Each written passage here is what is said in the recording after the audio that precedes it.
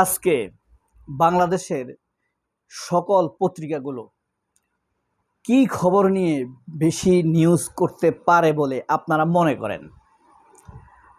নিশ্চয়ই বুঝতে পারছেন, ছুপ্পুর ঘটনা নিয়েই সবচাইতে বেশি আলোচিত হবার কথা, এবং সেটা আপনাদেরকে দেখাবো।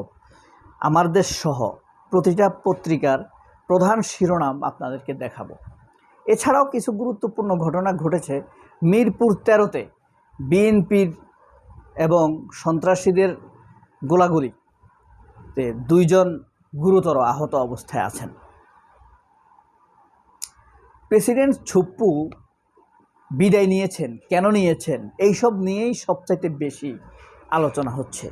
কিন্তু আলোচনা হওয়া উচিত ছিল প্রেসিডেন্ট ছুপ্পু কখন জেলে যাচ্ছেন, কারণ তার অপরাধগুলো প্রায় প্রমাণিত। 1 নাম্বার অপরাধ, দুদকের নিয়োগের ব্যাপারে 30 লাখ টাকা সে ঘুষ নিয়েছে। এটার ফোন কল রেকর্ড ফরেনসিক করা হয়েছে। এটার জন্য সে ঘুষ নিয়েছে, প্রমাণিত। তাহলে নিশ্চয়ই ছুপ্পুর শাস্তি হওয়ার কথা, আদালতেও সেটা প্রমাণিত হবে, তাই না? 1 নাম্বার গেল দুদকের ঘুষ নেওয়া।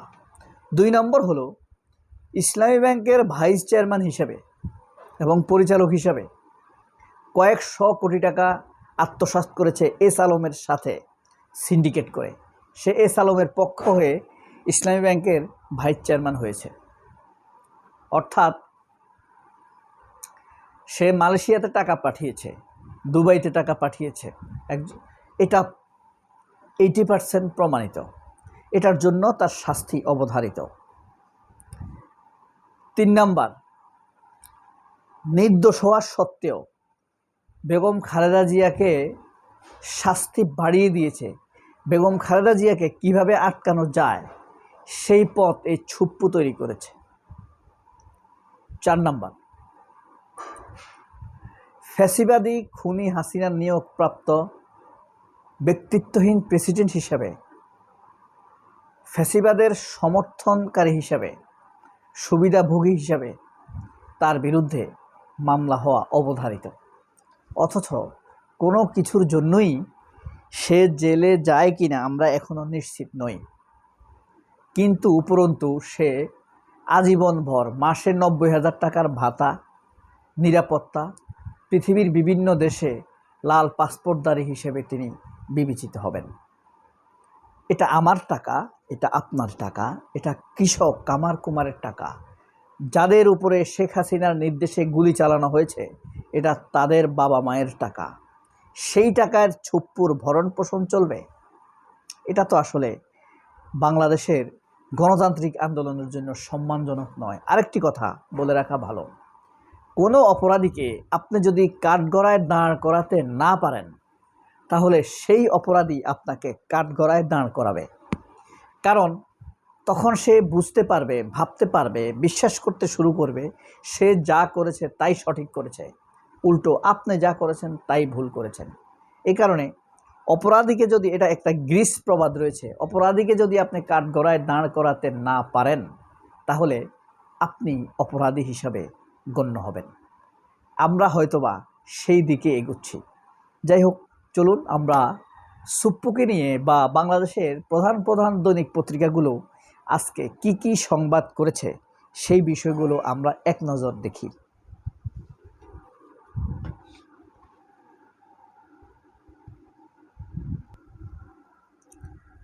দৈনিক আমার দেশ পত্রিকার প্রধান শিরোনাম, খুব সুন্দর শিরোনাম করেছে, হাসিনার দোসর ছুপ্পুর বিদায়।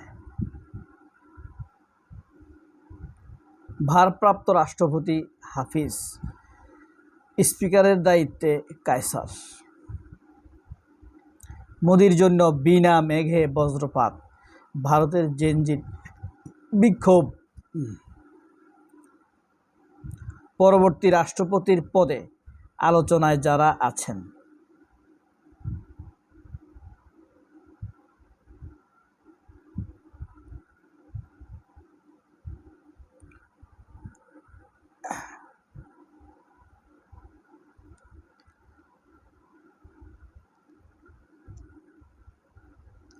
চিনতে পারছেন এদেরকে? মঈন খান, ডক্টর মঈন খান, খন্দকার মোশাররফ, মিজোরাম ফখরুল, আনোয়ার উল্লাহ চৌধুরী, হাফিজ, মেজর হাফিজ, নজরুল ইসলাম খান। সংগ্রাম, অবশেষে শাহাবুদ্দিনের পদত্যাগ। কিন্তু একটা পত্রিকাও লেখে নাই শাহাবুদ্দিনদের জেলে যাবেন। রাষ্ট্রপতির পদত্যাগের দায়িত্বে স্পিকার।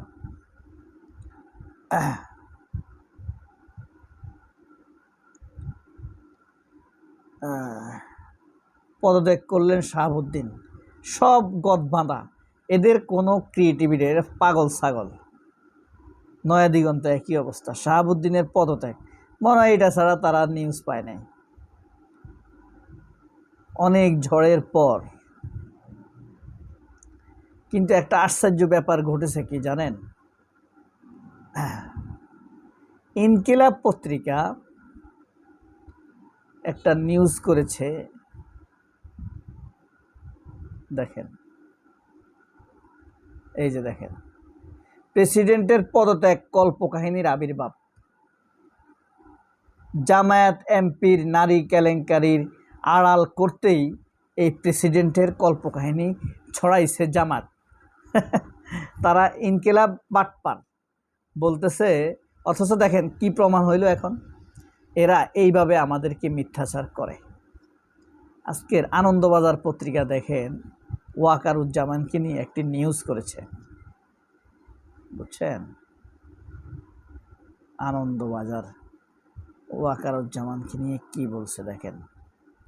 তুরস্কে গেলেন বাংলাদেশের সেনাপ্রধান, কতটা চিন্তায় নয়াদিল্লি, ঢাকায় তুর্কি নাচন, কি ইসলামাবাদের পাকা মাথার ফসল? মানে পাকিস্তানকে দায়ী করছে তারা। হ্যাঁ, কালের কণ্ঠ কি লিখছে দেখেন।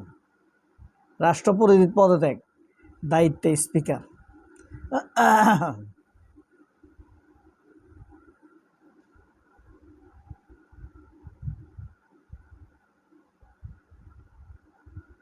হাসিনার দোসর চুপ্পুর বিদায়, সব একই নিউজ। সবাই অনেক ভালো থাকবেন। আল্লাহ হাফেজ।